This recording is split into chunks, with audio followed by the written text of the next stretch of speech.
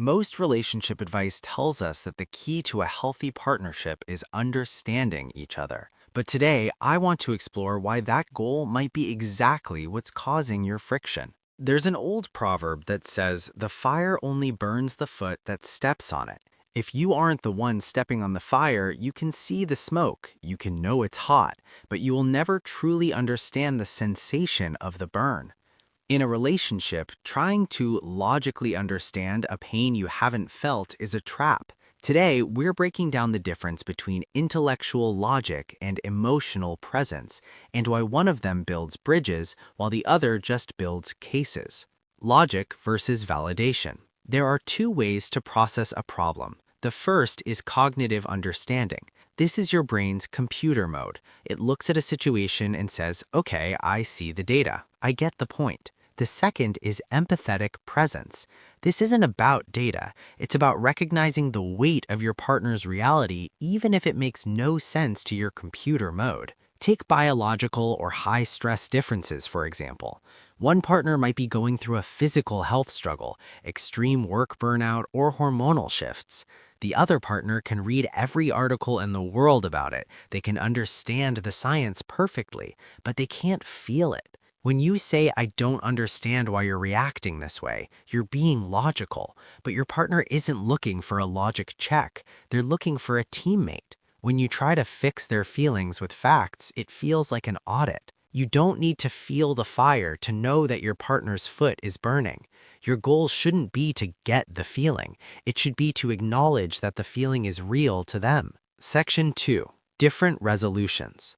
This gap usually shows up in how different people view stability. Psychologically, many people default to a generalist view. They come home, look around, and think, the rent is paid, the car is running, no one is in the hospital, so we're doing great. To them, the relationship is a success as long as there's no major fire.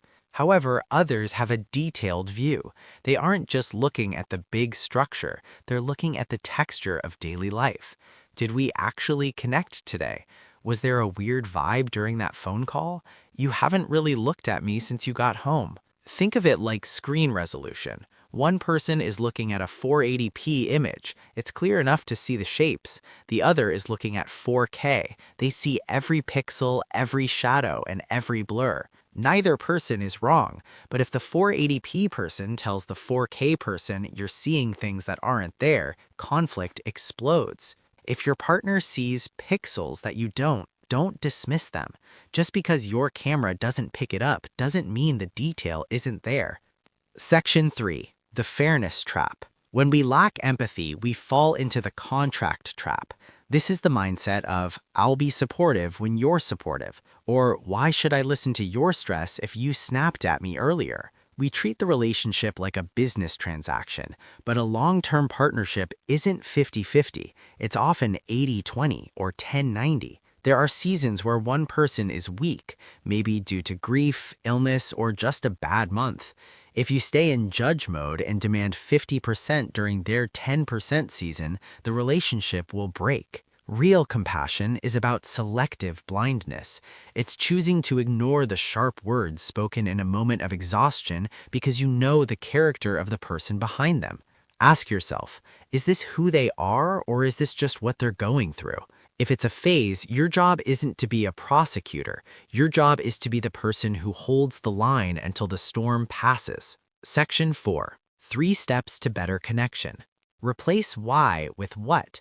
Instead of asking, "Why are you so upset?" which sounds like a challenge, ask, "What do you need most from me right now? A listener or a problem solver?" Listen to the music, not just the lyrics. When your partner says, "You're always busy," don't argue with the word always. That's the lyrics. The music is, "I miss you and I feel lonely." Respond to the music. The grace period.